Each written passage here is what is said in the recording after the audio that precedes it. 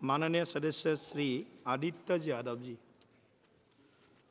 धन्यवाद अध्यक्ष महोदय, आपने मुझे इस महत्वपूर्ण विधेयक पे अपनी बात रखने का मौका दिया।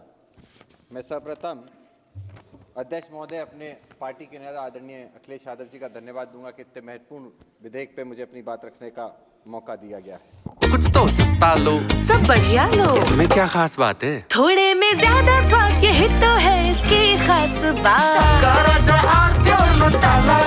अध्यक्ष महोदय, माननीय अध्यक्ष जी, ये विधेयक देश के संपत्ति से खास, जैसा आपने देखा होगा, एक समूह को कहीं ना कहीं फायदा पहुंचाने के लिए बनाया जा रहा है। मेरा मानना है कि इस विधेयक के जरिए कहीं ना कहीं वो सारी नीतियां जो छोटे हमारे ट्रांसपोर्टर्स होते थे उनको दबाने का इस विधेयक के जरिए प्रयास किया जा रहा है। हमने पूर्व में भी देखा है कि किस तरीके से 2021 का जो बंदरगाह विधेयक था उसको लाया गया और गुजरात के अंदर जो एक कंपनी है उसी को सीधे तौर पे इसका फायदा देने के लिए वो विधेयक 2021 में लाया गया था। इसी तरीके से आज 2025 के अंदर जो आज ये विधेयक आया है, कहीं ना कहीं ये विधेयक भी राज्य के अंदर जो छोटे ऑपरेटर हैं उनको दबाने का काम करेगा। ये विकास नहीं, ये एकाधिकार का विस्तार है।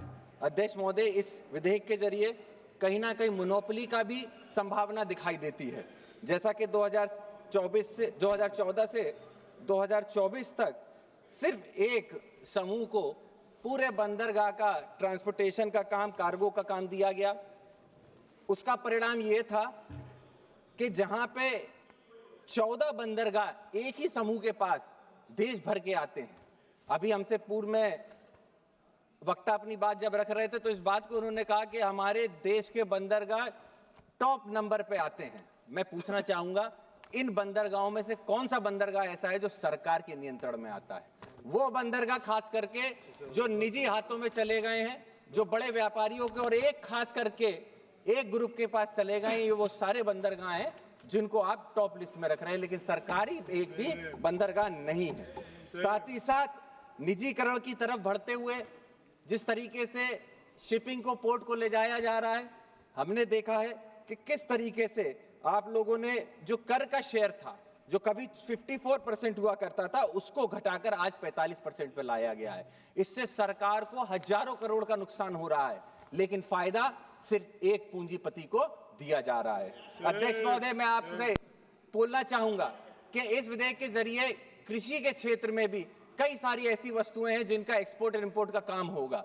इसके जरिए कहीं ना कहीं वो एक पूंजीपति या वो एक व्यक्ति या ये प्राइवेट सेक्टर के लोग जो इन पोर्ट्स को चलाएंगे, वो अपने मन मांगने दामों पे इन सारी उपज को बेचने का काम करेंगे। इससे किसान का कोई फायदा नहीं होगा, पूंजीपतियों का फायदा होगा।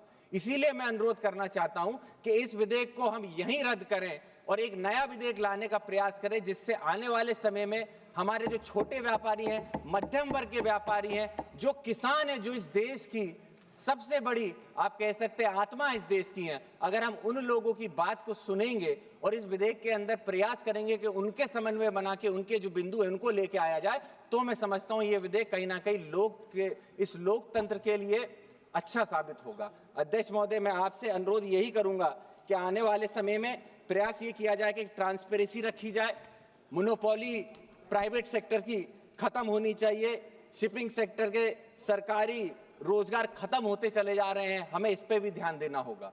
आज प्राइवेट सेक्टर्स पे जो पोर्ट चले गए, आप खुद कल्पना कीजिए, इस देश के पोर्टों में से एक ऐसी कंपनी है जिसके पास 14 पोर्ट्स हैं, 14 पोर्ट्स पे उनकी मोनोपोली चल रही है। इसीलिए आप सब जानते हैं, मैं आपसे ये अनुरोध करूंगा कि आप सभी लोग इस बात को ध्यान रखें कि हमारी जो सरकार की संपत्ति है वो कहीं ना कहीं सरकार किसी एक व्यक्ति को फायदा पहुंचाने के लिए वो सारी संपत्तियों को बेचती चली जा रही है। वो पोर्ट जो सरकार को सीधा फायदा दे सकते थे, उनको जानबूझ के लॉस में लाकर सालों साल उसमें लॉस दिखाया गया, और लॉस दिखाने के बाद जब प्राइवेट सेक्टरों को बेचा जाता है तो हजारों करोड़ का प्राइवेट कंपनी को फायदा होता है। क्यों नहीं सरकार खुद इन पोर्टों को स्वयं चलाकर इससे फायदा लेकर जो लोकतंत्र में जो आखिरी पायदान पर खड़ा व्यक्ति है, जिसको हम किसान कहते हैं, गरीब कहते हैं, पिछड़ा कहते हैं, पीडीए का कहते हैं, उसको फायदा देने का काम क्यों नहीं कर रही है। इसलिए मैं अंत में यही कहूंगा कि ये विधेयक को हमें तत्काल रोककर रद्द कर प्रयास करना चाहिए एक नया विधेयक जो आने वाले समय में मध्यम वर्ग के व्यापारी, किसानों को और खास करके छोटे जो हैंडलर्स हैं उन लोगों को फायदा पहुंचा सके, ऐसा होना चाहिए। और ट्रांसपेरेंसी एक बहुत बड़ा सवाल है अध्यक्ष महोदय, ट्रांसपेरेंसी भी इसमें होनी चाहिए। मैं आपका धन्यवाद देता हूं, आपने मुझे अपनी बात रखने का मौका दिया और पार्टी से भी अपने नेता का बहुत बहुत धन्यवाद और बहुत बहुत आभार।